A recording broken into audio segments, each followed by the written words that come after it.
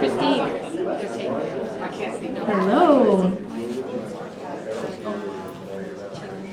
Welcome to the Earth Day launch of the Climate Justice Corner. I'm so glad you could all make it. We still have a couple free chairs in the circle, so if you have a spot beside you that's empty and there's someone who's standing who needs a space, can we just let them know that they're welcome there? All right, thank you. My name is Quinn. I am the coordinator of programs and outreach for the Greater Sudbury Public Library, and it has been amazing to see how much teamwork has gone into the creation of this Climate Justice Corner, and how much passion and just love for social justice and climate action there is. I'm really happy to have come into this position at a time where I get to be a part of it. I'm new here, so if you don't recognize me, that's probably why. But I'm really happy to invite you to the space by the windows as you hear people share music, poetry. You can go over to that space and use the paint to sort of like express yourself right on the windows. A lot of us carry some really conflicting feelings when it comes to days like Earth Day or just our role in climate action in general. It's hard sometimes to feel like you're doing enough. It's hard to feel like that guilt of I should be doing more, or sometimes there's those moments of just celebrating the beauty that you see around you in the community or in the earth. So whatever it is that you're feeling, as you sort of maybe hear some of your own thoughts and experiences reflected to you, or maybe you encounter something new, this is an open invitation to like get up and move and come over here. And we also have Sarah is going to be painting during this process as well, sort of her impressions of all of the things that are going to be happening, and at the end she'll come and share that with us.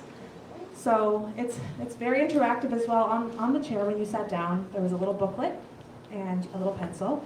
And so if you don't want to get up, but you still want to write something down or draw something, you can use that and then take that with you. If there are children, there's a space through the doors here, or if you just need a break from people, there's some comfy chairs and some board games and card games. And then around the corner in the children's section, there's toys. So if at any point you need a break from the people, there are some spots for you to go as well. So we're going to get started. We have Better Beginnings, Better Futures Indigenous program is going to open this up with a blessing. And so we can just welcome them here today.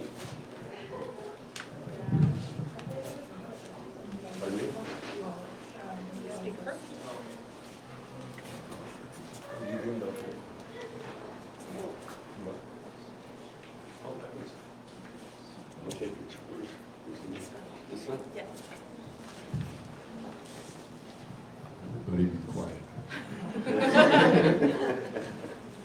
Ani Bojo. My name is Jimish Gokigan.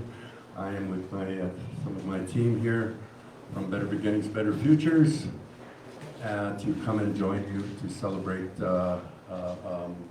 Earth Day and the social justice climate event, right? Thank you. We're very proud to be invited here today to join our community in focusing on what this day means to all of us. And today we bring good words, we bring some sacred songs, and try and set the tone, I guess, for what's going to be happening here today. Can everybody hear me okay? Mm-hmm. I'm with Better Beginnings. I'm originally from Wukwangkong, unceded reserve on Manitoulin. I've been living here for about 40 years. Raised my children here in Sudbury and have been part of Better Beginnings for since it started in 91. Better Beginnings had started through a group of people looking to to help the community, to have a voice in this community, to be able to find that road for their balanced future, and we're happy that we were all a part of it. And standing in this room today, I'm looking back at these hands on the wall. Those were a project of Mitts and Mears back in the day in partnership with Better Beginnings. Those handprints there represent our community, the children, the grandparents, the parents. It represents everyone in our community that stepped up to want to have a part of that project. The hand, there's a video that Mitts and Mears has that describes how that symbolism came forward. And there was a young man who thought that gesture of a hand reaching out to come and join, or to come to the circle, that was a powerful gesture that these hands symbolize. And they've been here for well over 20 years, and when I look back, I'm thinking about all those little hands and where they are today, and all those big hands and where they are. And I'm standing here today thinking about my own ancestors. I'm standing here thinking about their thoughts, their wishes for the future, because that's what we did at Better Beginnings when we started. We're thinking about the future of that community and how can we work together towards that. And in that way, you know, it's much the same thing we're doing here today, and I suspect, I presume what we do annually is to look forward to a better future, a balanced future.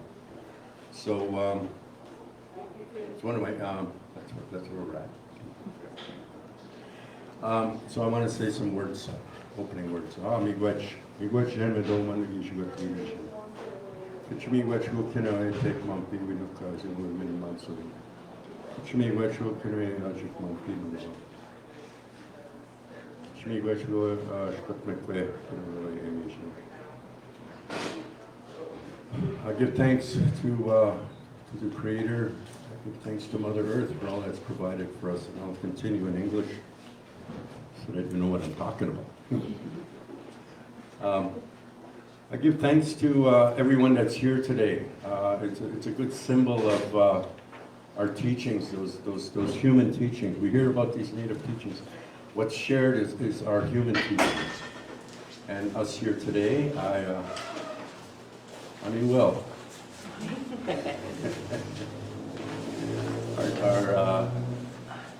our teachings here today are to be shared. We're so happy that the Anishinaabe, one of our responsibilities is to take care of those sacred teachings so that we know, our connections, we know where we're from, and we know where we're going to be going.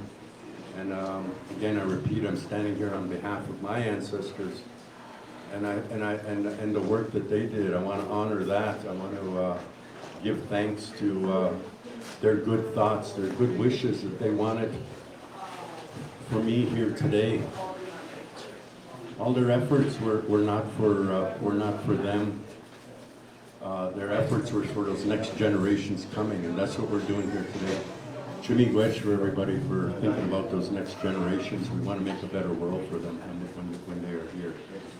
So I give thanks to the Creator for that and those teachings. I give thanks to Mother Earth for all that she provides for us, all that's on this earth for us. There's no need to ever really ask, to stand there and ask for anything, because it's already been given to us. We have to find it.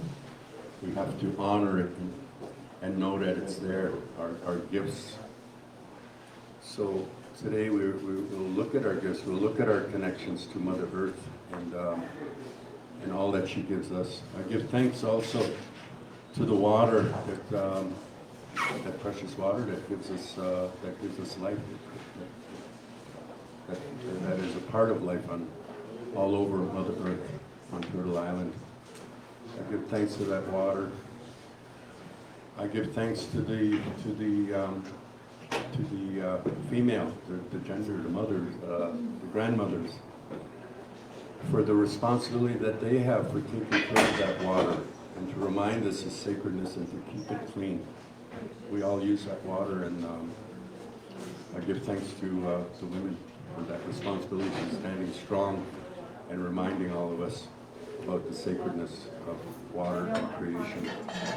I also give thanks to the plants that are all around us, that feed us, that heal us, and that are responsible to protect that earth so that those plants can continue to grow and feed us and to heal us. And to remember our connections with all of nature. We're not disconnected from it. This is the road we walk every day.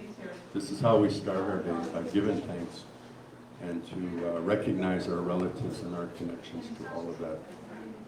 And I give thanks to all those animals that are around us, all our relatives, we call them.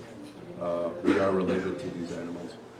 And they have their instructions, and their instructions also talk about their relationship with humans. And I'm thankful for that being recognized. We also can't forget to give thanks to all the elements, the rain, and the thunder, and the sun and the moon.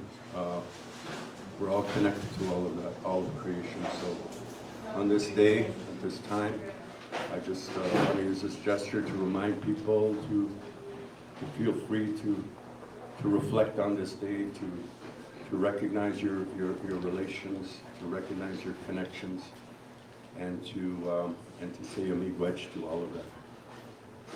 Nina. Aha. Miigwech.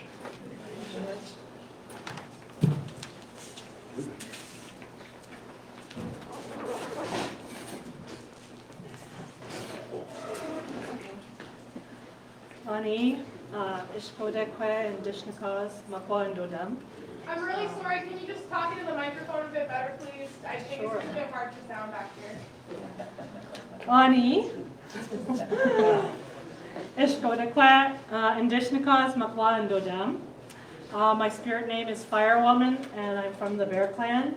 My ancestors are from Chiging, and also from the France. So I'm Ojibwe and French. So I was gifted with sema to come here today, and I laid that sema down and gave thanks and gave some good words about balance. And so Jim, as I was listening to Jim speak, he spoke about a lot of that, those similar thoughts that I had. I'd like to acknowledge that we are here on Atikmashing land, but we're also on and close to Wanapate, Henby Inlet, Dokis, Sagamok, Manitoulin Island First Nations lands. So these lands are part of Turtle Island, and Turtle Island crosses from Canada all the way to South America.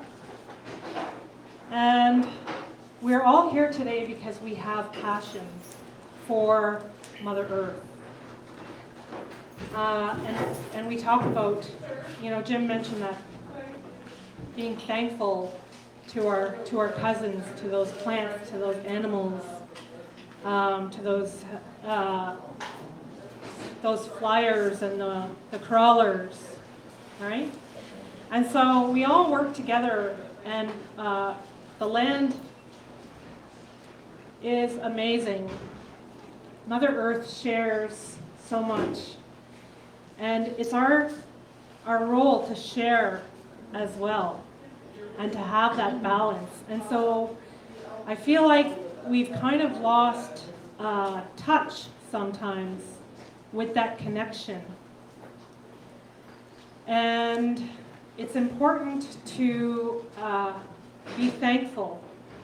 And when we give thanks now, I was trying to think, how do we let people know how to give thanks and to have that, and to think about that connection? And so if we look here in the library, and we look at the drywall, it's made out of rocks and sand, and we look at some of the shelving, it's made out of trees, and we have plants, beautiful plants in here. And what do plants do? Plants give us mental wellness, a feeling of mental well-being. That's part of that balance and that piece of balance. So we're very thankful. Our ancestors, the role of our ancestors and the role of all of our role is to give back and to share, just as Mother Earth shares with us. And we can do that in small ways. We can do that by recycling and composting, and by gardening and giving back. But when we give thanks, we also have to remember that we're giving thanks because everything that we do, we eat, the roofs over our heads, the medicine that we take, it all comes from Mother Earth. So there's that connection. So that connection is really important to remember. So I was wondering, what kind of song should I sing today? And I was thinking of that wildflower song story. And so somebody was there, and they were worrying about their people. And they were up on the cliff, and they were looking down at their people. And they thought, oh, all these people, they look like wildflowers, right? And so the song is very, very simple. It's just meaning of sound. And that meanings of sound helps us in our hearts to be able to speak that passion. So you're all welcome to join with me. I'm going to sing the Wildflower song today. And you're welcome to join with me. It is just a series of sounds. But it will, I hope, invoke passion for you guys to speak and to continue to follow your hearts and to share as Mother Earth shares with us. And to remember to give thanks and to give back and to only take what you need. Because that's part of that balance. So, I'll begin.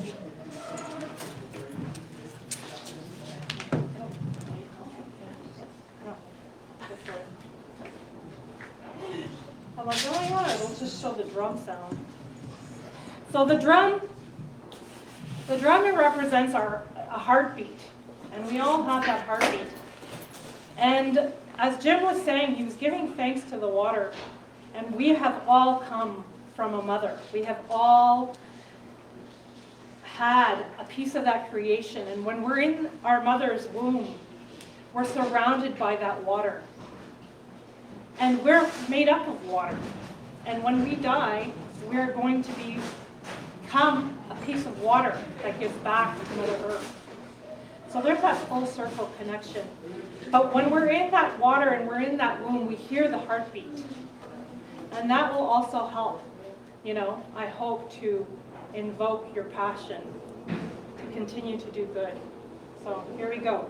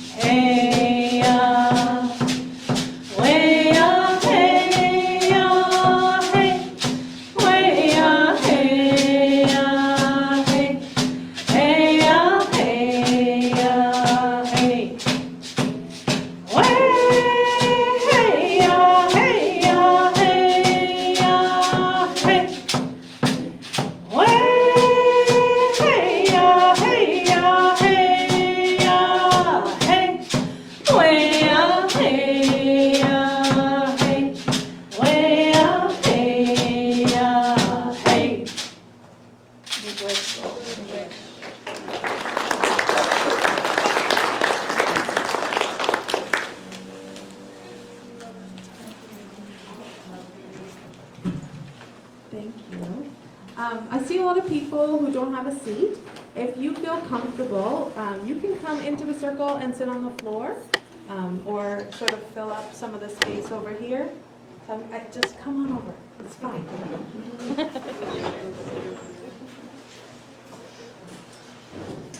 If you're young enough and can sit on the floor, make space available for those who may not be as comfortable sitting on the floor. That would be awesome too. Come on, let's do this. There we go. Get in here, let's go. Come on.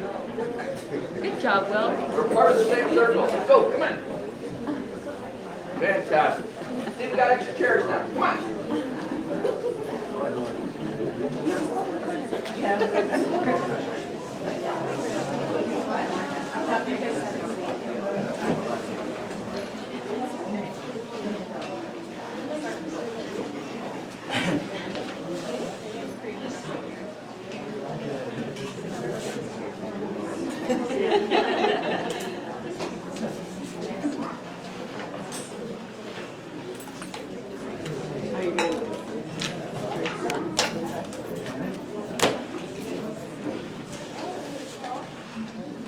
We do have empty chairs.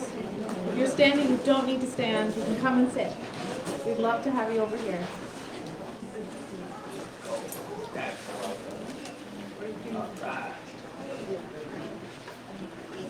Is that a magic box? The magic box has arrived. Our hands start here at the back, so I'm just raising it up slowly and broadcast it better, hopefully. You can use your outside voice on Earth Day inside the library. Libraries are no longer shush zones, just so you know. You can be loud in a library. You have permission. We are a community space, and although books are amazing, you don't have to love books to be as much a part of a library as anyone else. So I'm really glad you're here. And if you're not a reader, this is just as much your library as someone who reads voraciously. So I'll just say that. We are really excited to have some readings, and those who've been asked to come and share are representing all generations. And so I'm going to ask them to come up and read what they have with you. And so Deanna, could you come and share to start us off? Oh, sorry. Hey. Thank you. Dina. Dina, sorry. That's okay. And you didn't try my last name, I noticed. I wasn't. Oh! I'm just joking. Okay. It's Nebenionaquit. Everyone has an issue. What does that mean? Summer cloud, Nebenionaquit. Does this go higher? Like it's a little short for me? Yeah? Is the other microphone working? Yeah, it's just on a different desk. Oh, okay. Thank you. Thank you. So I just want to say thanks to Naomi and Coalition for Livable Sudbury for inviting me, and then also the library for hosting us. Hopefully this will be a bigger library soon, and everyone can have seating. Like I said, I'm Dina Nebenionaquit from Atikomiksing and Anishinaabe. I just live here in Sudbury, really enjoy the green space in our city on this Earth Day. Today I'm reading from the late Richard Wagamese's book, Keeper in Me, which I originally borrowed from the library, but it's been checked out. So Naomi tracked this copy down, thank you, but I did find it in the e-resources. So I could have used that, but... So the section I'm reading from is closer to the end of the book. It's when the main character has just finished a solo journey in the bush back to his ancestral lands, and he's now sitting with his family. Just a couple pages. Hey, yeah, said my Uncle Joe through a big mouthful of stew and bannock. Always gotta be Ravenland there. Our footprints are all over that area. Now yours are there too. It's your home again. Well, that's how it felt, all right. Like I'd been there not that long ago. In fact, I could almost swear that I knew where I was going all the time. Like I knew what and where everything was. Weird. Not weird, Ma said, not weird. First thing you learned from your grandpa and your father was that land. I sat down on a log with Jane, who put her arm around me and her head against my chest. Stanley and Jackie came across and sat down there too, looking at Ma, who was sitting on her favorite stump with a big mug of tea. First present you ever got from them two was the land, my boy. See, us, we were always fighting over who was going to take care of you when you were still a carrying around baby. Us women, we wanted to be with you all the time, breastfeeding and all of that. Me and your granny, your aunties, we wanted you close. But them two, they wanted you around too. So all the time we'd be fighting over who got to take care of you for the day. A lot of the time they won out. Your grandpa and your dad strap you to their chest and head off into the bush and work the line. You'd be all wrapped up, warm and safe in that cradle board, and they'd walk around all day with you on their chest. All that time they were walking through the bush, they'd be talking to you, even though you were so small and you couldn't understand nothing. Still, they talked to you. When they seen a bear in the bush, they'd tell you his name, Mukwa. Then they'd tell you all about that Mukwa, where he went, what he's done, what he'd like to eat, and where you should look for him, everything. And they'd call your name back to that bear too before he disappeared. They'd say, this is my son, his name's Garnet Raven, and he's a Anishinaabe. Then they'd tell you that the bear was your brother, and you didn't have to be afraid of him. Same thing with the fox, raccoon, weasel. Introduced you to each other. Same thing with the water, the tree, rock, fish, everything out there. Plants, insects, all of it. Told you all of it was your relative and the land was always going to be your home. Introduced you to the world that way, my boy. Told you everything and introduced you to all of it. So that whenever you went there in your life, you'd never feel like a stranger. Days and days they carry you around till you met everything. They introduced you to the world, gave it to you as a gift.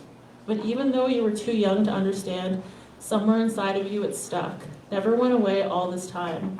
Reason you could see all that and know about it, same with you and all you kids. That's the way we did things back then. It's our tradition. Introduce you to the world. It's our way. Miigwech. So I think I was about to share why I chose it. I mean, it's Richard Lothamy, so he's a great writer, of course, but he had a really good connection to libraries, and I think if you wanted on your own time, you could research that, his connection to libraries, and especially how it helped with his writing career. So I encourage you to do that. Miigwech.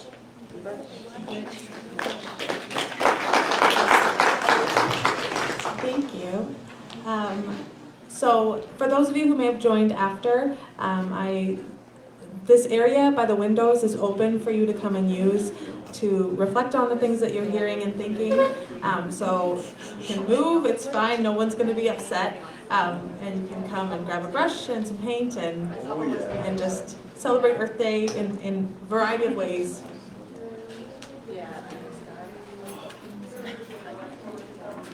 Next reading for us will be Sophia. Sophia? Oh. Yeah.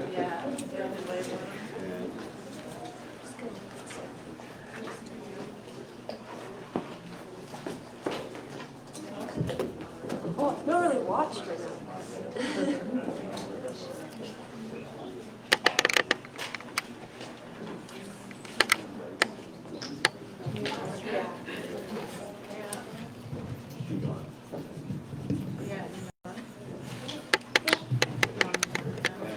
So a while ago we gave out these books, but I'm not sure if everyone has them. So I have a couple here, but there's probably not enough for everyone, so you can share one with the person next to you. But I have some here, so I'll just leave them here for you to pick up.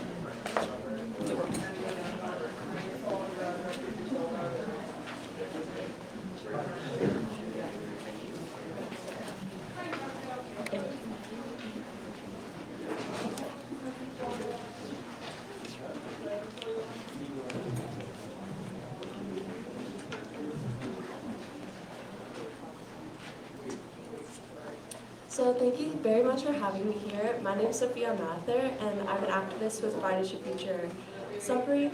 I've been lobbying and striking ever since I was only 7 years old.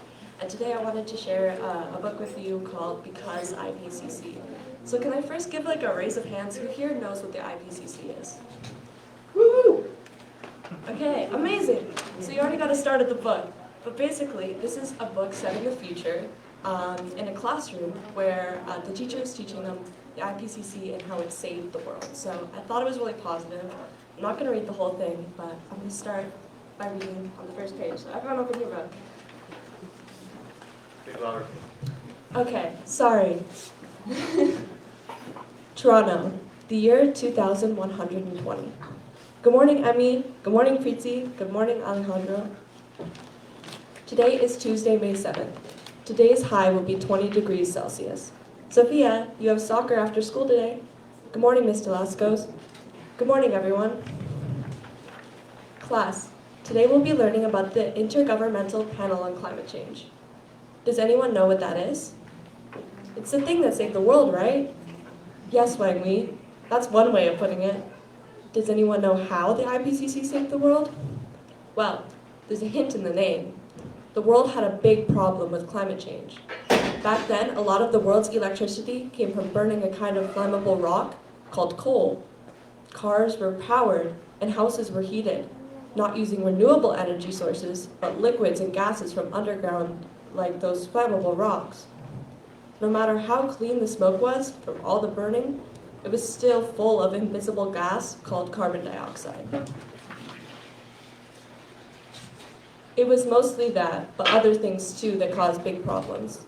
These changes in the air made our planet get hotter. Plants and animals suffered. A lot went extinct.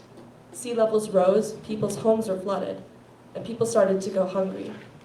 And it looked like it was just going to keep getting worse. The Intergovernmental Panel on Climate Change was founded way back in 1988. Made up of the international community of scientists and governments that studied the planet's changing climate. This was backed up by the governments of countries signing an international convention. 197 of them signed. That's more countries in the world than there were members of the United Nations. So now I'm going to ask you to flip to page 28. So I'll give you a couple seconds to do that.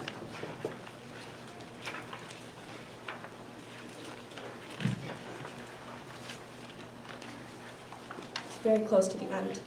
Okay, is everyone there? Okay. Just think how hard it would be for all of you to turn in one assignment, an assignment that you really cared about, and you had to all agree, all of you, on every single word, and be sure that it was right. Now that's why now the work of the IPCC is thought of as the greatest science policy achievement in the history of human endeavor. Any questions? Yes, Sophia. Why'd they volunteer? Dr. Adiz, Sophia asked why scientists volunteered. It must have amounted to many hundreds of hours, not to mention sweat and tears. Well, it's important you've heard about the flooded cities and agricultural failures that could have spelled famine. Also, I get to work with smart people from all around the world. It's prestigious, I learn a lot. But mainly, it's important. Any part I could play in helping address the most pressing issue in humanity I'm in. How important? Let me tell you a story. Way back, as people began to realize what climate change meant, it hit them pretty hard. A marine ecologist was in a meeting. This was 1998. They were talking about chemistry of seawater, how carbon dioxide in the air mixes into the oceans and changes their acidity. In an instant, she had a clear vision of what was at risk. The potential collapse of marine ecosystems and food chains might disintegrate. She ran to the bathroom and barfed. Everything was at risk. Everything. It's normal to laugh when we're feeling uncomfortable. And it's nice to know that we can laugh about it now. The thing is, it really wasn't funny. Luckily, students back then did more than laugh at the uncomfortable situation. They saw it as unbearable, and so they did something.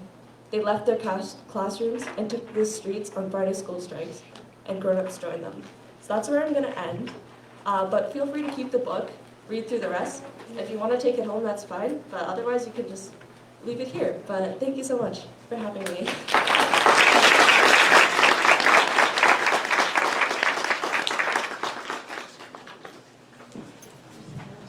And invite Adam to come up.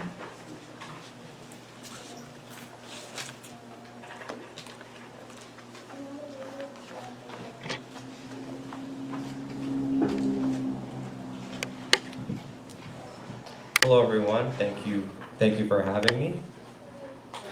My name is Adam, and I'm a representative from the Junction Creek Stewardship Committee's Youth Council. And today I'll be reading a quote from The Permaculture Promise in the Corner by Jono Niger. It is a short quote, but it does speak volumes. As a keystone species, one that has taken control over a vast area of the planet, we need to become better caretakers, to see ourselves as part of nature, not above it. This is an important concept to understand. Over billions of years, the Earth has become home to the abundance of life, which is interdependent and vital to the health and well-being of ecosystems. I look at the Earth like a precious fabric composed of many threads. People have been distracted by their own ego and their immediate prosperity, and they have forgotten their role as caretakers of this treasure. They have recklessly removed valuable threads from the fabric and will be left with tatters if we do not take collective responsibility and take our proper role as stewards and protectors of this planet. Our actions today will decide if future generations will have the opportunity to enjoy the abundance which took billions of years to create. Thank you.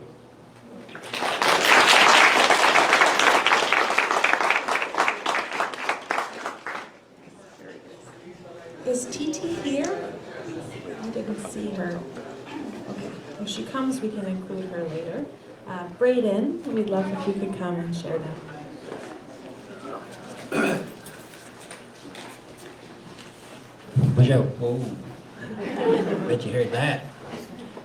Pinagin niyo kasi Isadora mo saksing konjula.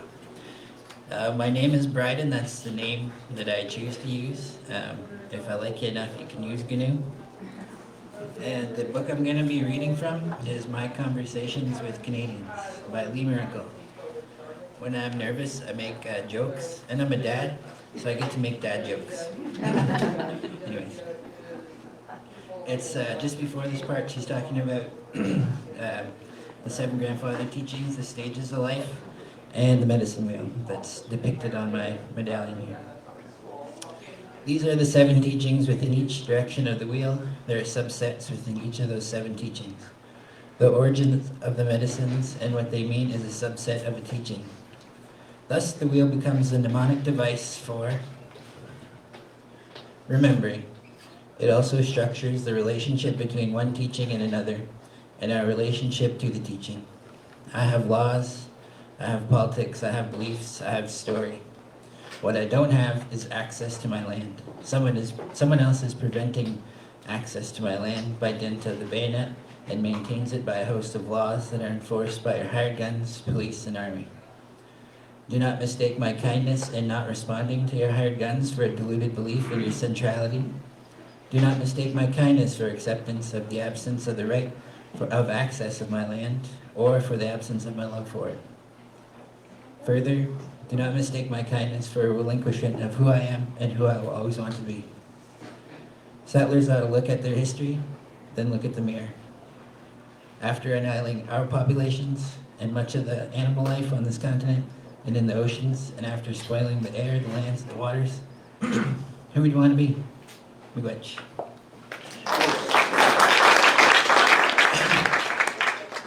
So I picked this book because obviously I read it a lot, but also it keeps me on a good path and reminds me to be kind to myself and also educate myself intentionally. Miigwech.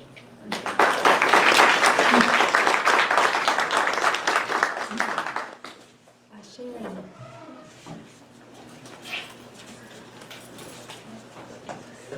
Hi, everybody. The reading I'm going to read is not the one that I had selected, but thanks to you, another reading from this book came to mind, and so this is the one that I'm going to share with you today. I went through a selection process of about 5 or 6 different readings from this book. It's just amazing, Braiding Sweetgrass by Robin Wall Kimmerer, about braiding together Indigenous wisdom, scientific knowledge, and the teachings of plants. So the passage I'm going to read to you takes place after Robin Wall Kimmerer has attended a workshop on making black ash baskets. And she's involved in the process from harvesting the wood to tearing the wood into strips and then making the baskets. And at the end of that process, she reflects on it and she says this: "Today my house is full of baskets and my favorites are pigeons. Pigeons is the name of the family who makes these baskets. In them I can hear John's voice, can hear the dunk, dunk, dunk, and smell the swamp. They remind me of the years of a tree's life that I hold in my hands. What would it be like, I wondered, to live with that heightened sensitivity to the lives given for ours, to consider the tree in the Kleenex, the algae in the toothpaste, the oaks in the floor, the grapes in the wine, to follow back the thread of life in everything and pay it respect. Once you start, it's hard to stop, and you begin to feel yourself awash in gifts. I open the cupboard, a likely place for gifts. I think, I greet you, jar of jam. Your glass was once sand upon the beach and washed back and forth, bathed in foam and seagull cries, but who are formed into a glass until you once again return to the sea. And you, berries, plump in your Juneness, now in my February pantry. And you, sugar, so far from your Caribbean home. Thanks for making the trip." In that awareness, looking over the objects on my desk, the basket, the candle, the paper, I delight in following their origins back to the ground. I twirl a pencil, a magic wand, lathed from incense cedar between my fingers, the willow bark and the aspirin. Even the metal of my lamp asks me to consider its roots in the strata of the earth. But I notice my eyes and my thoughts pass quickly over the plastic on my desk. I hardly give the computer a second glance. I can muster no reflective moments for plastic. It is too far removed from the natural world. I wonder if that's the place where the disconnection began, the loss of respect, when we could no longer easily see the life within the object. And yet I mean no disrespect for the diatoms and the marine invertebrates who lived 200 million years ago, lived well and fell to the bottom of an ancient sea, where under great pressure of a shifting earth they became the oil that was pumped from the ground to a refinery, where it was broken down and then polymerized to make the case of my laptop or the cap of the aspirin bottle. But being mindful in the vast network of hyper-industrialized goods gives me a headache. We weren't made for that kind of constant awareness. We've got work to do. But every once in a while, with a basket in hand, or a peach, or a pencil, there is that moment when the mind and spirit open up to all the connectiveness, to all the lives, and to our responsibility to use them well. And just in that moment, I can hear John Pigeon say, "Slow down. It's been 30 years of a tree's life you've got in your hands there.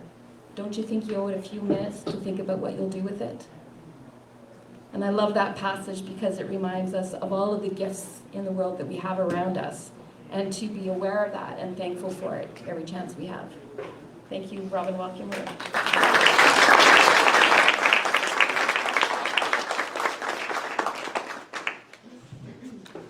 Thank you. We now have some music to share. Kristen Sakusi, can you start us off?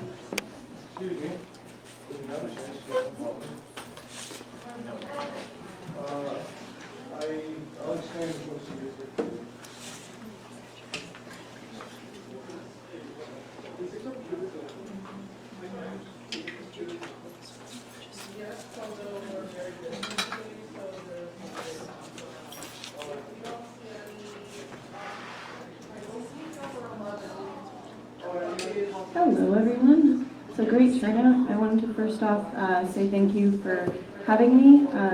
My stage name is Sikusi and my real name is Kristen, but my stage name is Sikusi because I made it up one day when I was with my cousin when I was about 16 years old, and it just means, to me it means sister, cousin, sister. And yeah, so that's that. But I'm going to sing some songs here. The first, I got a few here. Yeah, I hope you enjoy.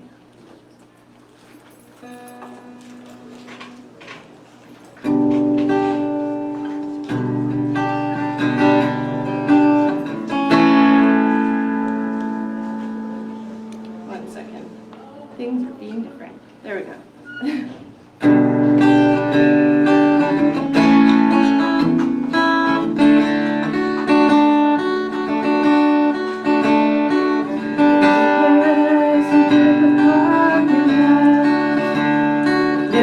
Hotel room taking us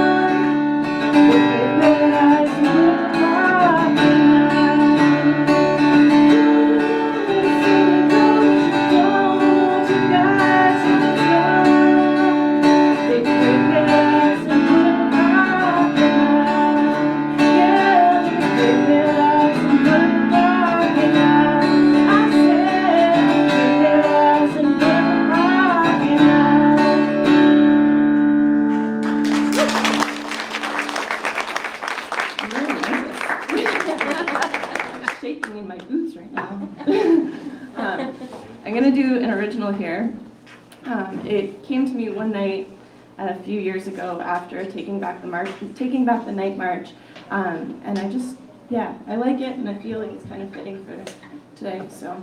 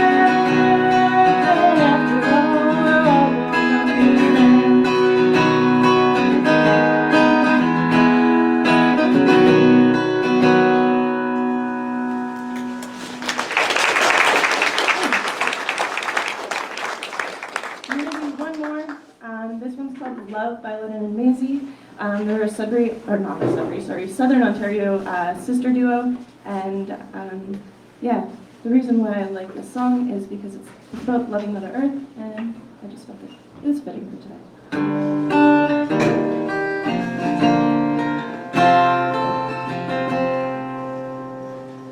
Oh, something new, you're flying so high. Let's go chasing butterflies, we follow clouds up in the air, into pictures of fairy tales of summer sun. Hold me in your arms. I love you, Mother Nature. You're sunny, feel to breathe. I love your taste of freedom. You're singing in the wind. I love breathing deeply to smell your summer air. I love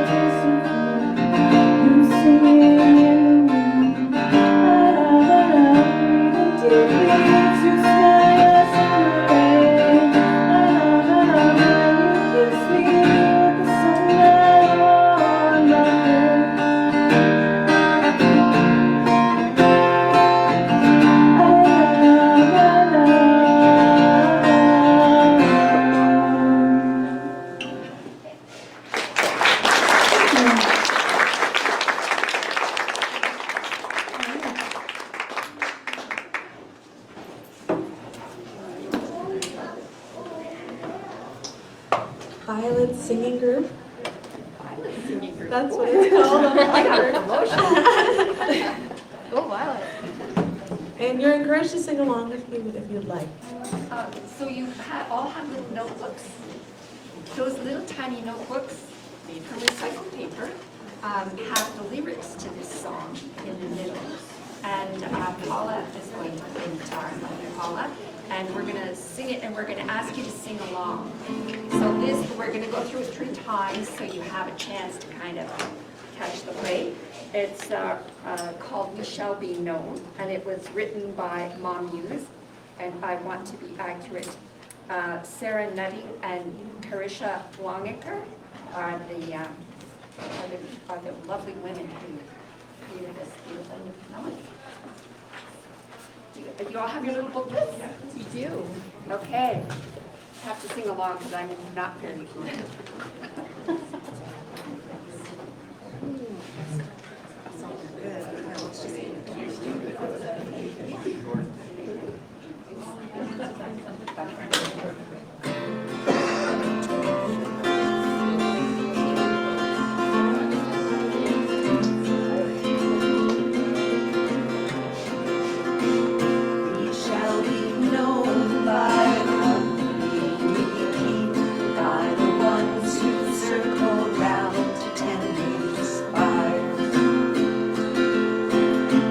Shall be known by the ones who sow and reap the seeds of change alive from deep within the earth. It is time now, it is time now that we thrive. It is time to lead ourselves into the well. It is time now, and what a time to be alive. Great turning, we shall learn to live in love. In this great turning, we shall learn to live in love. We shall be known by the company we keep, by the ones who circle round to tend these fires. We shall be known by the ones sow and reap the seeds of change alive from deep within the earth. It is time now, it is time now that we thrive. It is time we lead ourselves into the well. It is time now, and what a time to be alive. In this great turning we shall learn to lead in love. In this great turning we shall learn to lead in love. We shall be known by the company we keep, by the ones who circle round to tend these fires. We shall be known by the ones who sow and reap the seeds of change alive from deep within the earth. It is time now, it is time now that we thrive. It is time we lead ourselves into the well. It is time now, and what a time to be alive. In this great journey we shall learn to lead in love. In this great turning we shall learn to lead in love.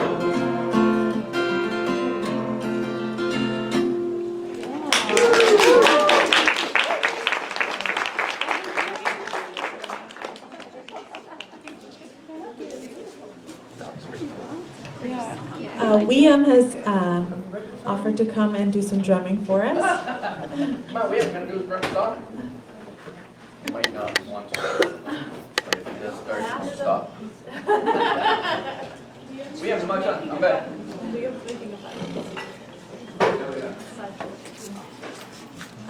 Sarah, are you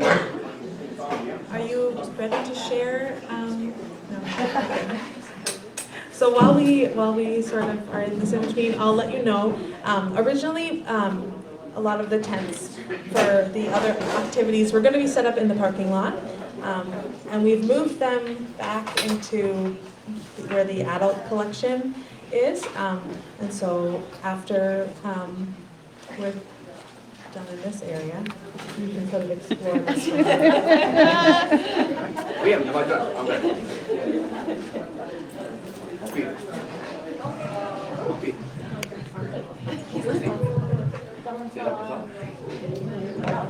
Monkey. Liam.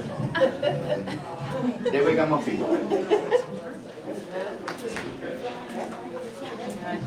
This is my son Liam. Liam is William without the L's, because in Ojibwe there are no L sounds. Oh, you want me to drum? Okay. Are you going to sing? Oh, are you going to sing with me? All right. All right. So my son Liam, when he likes to sing, he doesn't know how to stop. So he might be here a while if he were to do it, but I think he wants me to do a song. So why we hit that drum 4 times is for those 4 colors that are there and the 4 colors that are in this room. Those 4 cultures and the 4 directions and the 4 seasons. Oh, put it up higher. No, that's fine, buddy. Can I talk? Can I introduce yourself?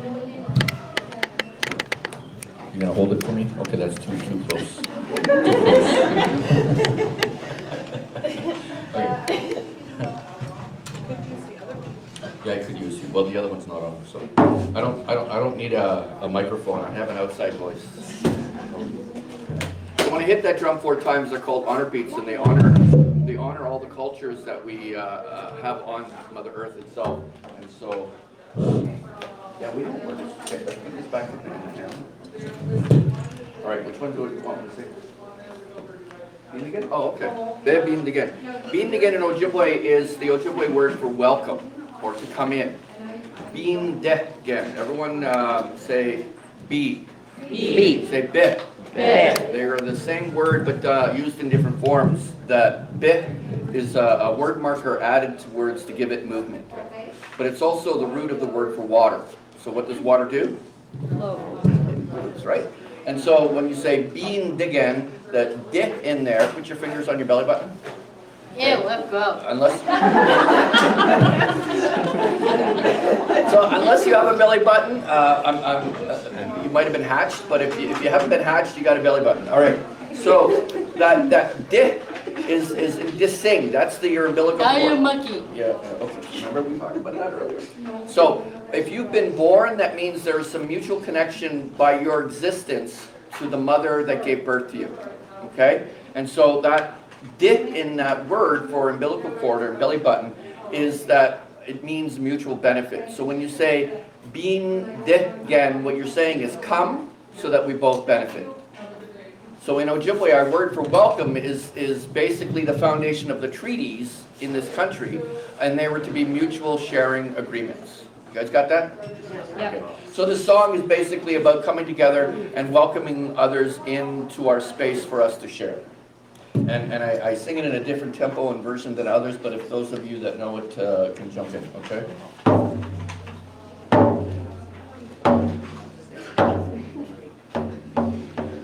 Hey, baby, in the again. Oh, hey, baby, in the again. Hey, baby, in the again. Oh, hey, baby, in the again. Again, chimmy quetch, gobby shayin', oh hey, gobby shayin'. Hey, baby, again. Oh, hey, baby, again. Hey, baby, again. Oh, hey, baby, again. Hey, baby, again, chimmy quetch, gobby shayin', gobby shayin'.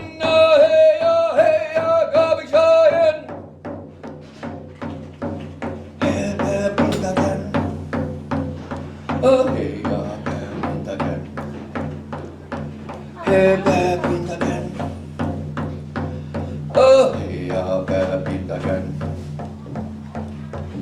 Hey baby, da can chimi which gabi shayin, hey gabi shayin. Hey baby, da can.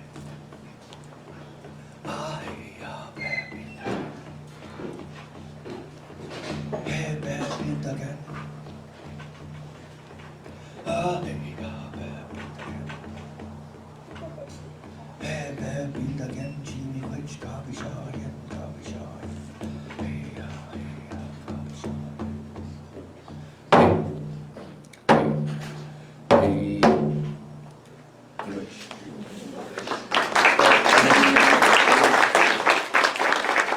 I am monkey. He says I'm a monkey, but I think he was.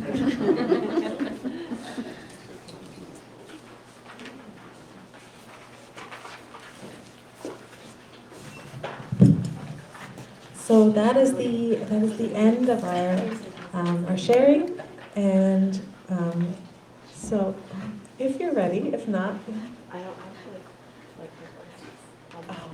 okay. It's done, so.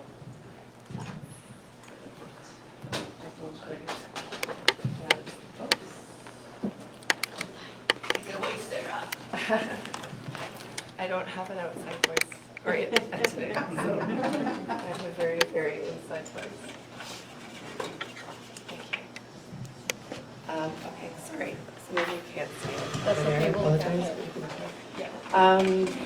Yeah, I just was, first, it's really lovely to be here and be in the space and feel the energy of all of you, and I'm a really emotional person. One of my best friends always says she's a crier, but I think I'm a bigger crier than her. I love the earth deeply, and I was really inspired by the circles, like the talking of circles. We're in a circle. The drums, just like I think there's circles in the poem that Naomi gave me when I first arrived here. Just like the earth is a circle, the planets are circles. Just really inspired by that. So I started with circles, and then the hands, as Jim mentioned about all the hands here. Just thinking about all the work that's been done in this community to, well, that project was about protecting land. So it was like really poignant to be surrounded by these hands that came together to protect a green space. And the waters, so inspired by the waters. So the work is just connecting, and the fire that you spoke about, passion within all of us to keep doing what we need to do to protect our home. And yeah, I feel really inspired by all of being here and all the work that everybody does in this community and across Turtle Island, across the world. And the youth, Sophia, I'm inspired by your work, and all the kids that are working to have a home. Really good. My voice is cracking, but yeah, I just grateful to have been invited to be here to create this work. It's not done, but yeah, I think I've touched on the pieces. I had also, I think there was wildflowers that you had spoken about, so I think they might leave their way in there.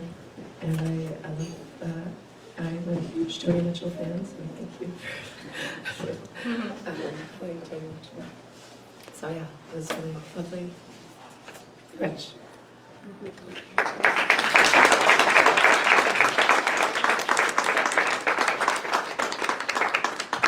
Thank you everyone for coming and joining this part of the Earth Day celebration. Just a couple things for you to know. You can stay here, and Will Marin is going to do a teaching here, and there's some snacks outside. And then there's also a story time going to be happening in the children's area with our children's collection librarian, Monique. And then there are more sort of activities and invitations for you to explore and express yourself back in the adult collection area. So, so now, and then you can also continue to paint on the windows if you haven't had a chance and you'd like to. So thank you very much, and happy Earth Day.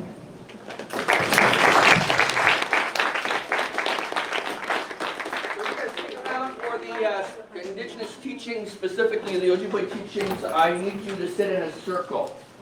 So you can sit on the chairs or sit on the floor.